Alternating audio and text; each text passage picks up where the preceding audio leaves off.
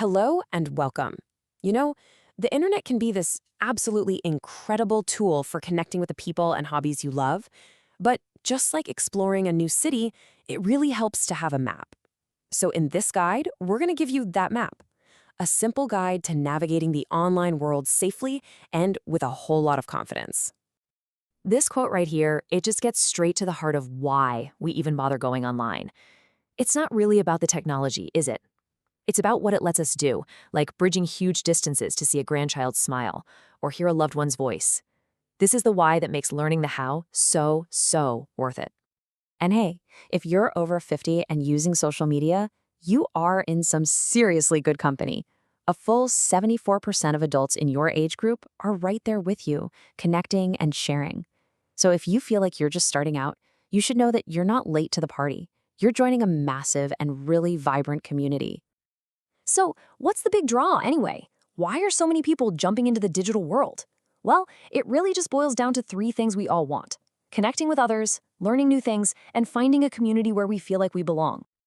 Just think about what this looks like in your own life. It could mean seeing pictures of your grandkids who live all the way across the country, learning a fantastic new recipe, maybe finding tips for your garden, or just connecting with people who share your exact same passions. The internet is basically a doorway to all of these things. Okay, so with all these wonderful possibilities, it's also just smart to be aware of the landscape. So now let's talk a little bit about how to spot any potential dangers and, more importantly, how to navigate the online world with total confidence. I love this. This is the perfect mindset to have. It's not about being scared, it's just about being aware. Kind of like you would in any new place. You look both ways before you cross the street, right? Well, online, you just learn to look for a different set of signs. Simple as that. So, one of the most common online dangers you'll hear about is something called phishing. It's basically a digital con game. Scammers will send you emails or messages that look like they're from a real company, like your bank or a delivery service, trying to trick you into giving up your personal info. And here's how you can spot one of these phishing attempts. Look really closely at the sender's email address. See how it often looks similar to a real one, but it's just a little bit off. And notice the generic reading, like "Dear Valued Customer," instead of your actual name. They often use this urgent, scary language and might even have typos. But the most important trick? Hover your mouse over any links before you click to see the real web address. And phishing doesn't just happen in email. You should also be aware of other common scams, like the tech support scammer, where someone calls claiming your computer has a virus, or the grandparent scam, where a caller pretends to be a relative in trouble. The whole goal of these scams is to create panic. So the key is to stay calm, hang up the phone, and check the information yourself through a source you already trust. Okay, now for the empowering part. Let's build your digital safety toolkit. These are simple, practical tools that are going to put you firmly in control of your online security. It really all starts with the lock on your front door, which is your password. But what actually makes one strong versus one that's, super easy for a criminal to guess? Okay, here's an example of a weak password. It uses a common word, some personal info, which makes it really easy for hackers to guess. Plus, because it doesn't have any special characters or capitalization, automated programs can crack it in just seconds. Literally, seconds. Now look at the difference here. Just by using a mix of uppercase and lowercase letters, numbers, and symbols, you create a password that is so much harder for both people and computers to crack. This is what a strong password looks like. For your most important accounts, like your email or your banking, you're going to want more than just one lock. And that's exactly what two-factor authentication, or 2FA, is. It's a second, separate layer of security. So even if someone manages to steal your password, they still can't get in without that second key that gets sent to your phone. And I know it might sound a little technical, but setting up 2FA is way easier than you might think. Most services have a really simple, step-by-step guide right in their security settings. It usually only takes a few minutes, and honestly, it's one of the most powerful things you can do to protect your most important accounts. Here are just a few simple habits that can make a huge difference. First, always look for that little padlock icon and HTTPS at the beginning of a web address. That means your connection is secure, which is absolutely crucial for any site where you're entering personal info.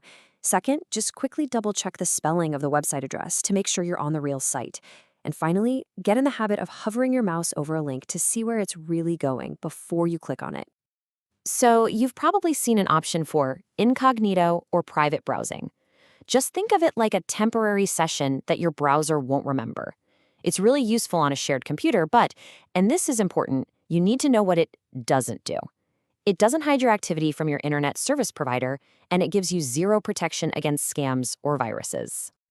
All right, let's switch gears and talk about social media.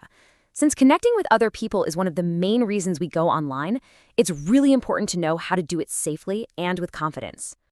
This right here is probably the single most important setting on any social media account you have. By default, your posts might be public, which means anyone in the world can see them. Following these simple steps makes sure that you're only sharing your life with the people you've actually chosen to connect with. This is such a critical list to keep in mind. Think really carefully before you share stuff like your address, your phone number, or your specific travel plans. For example, posting that you're on vacation could actually alert burglars that your house is empty. Protecting this info is all about protecting both your digital and your physical security. So, we've covered the why, the what to watch for, and the how to protect yourself.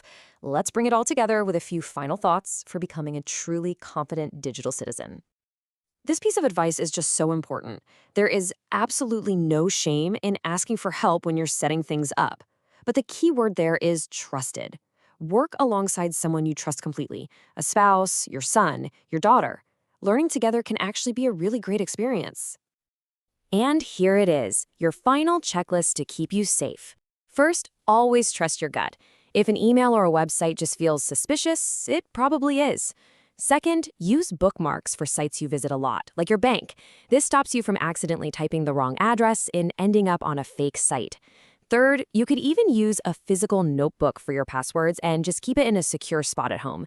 And finally, talk about it. Share what you've learned. The more we all talk about online safety, the safer everyone will be. You know, we started this whole journey talking about connection, and that's exactly where we're going to end. The internet is a vast and wonderful place, and now you have the tools you need to explore it with confidence. So, what's next for you? A video call with a faraway loved one? A new online class? A community of fellow gardeners? The possibilities are absolutely endless. Enjoy the journey.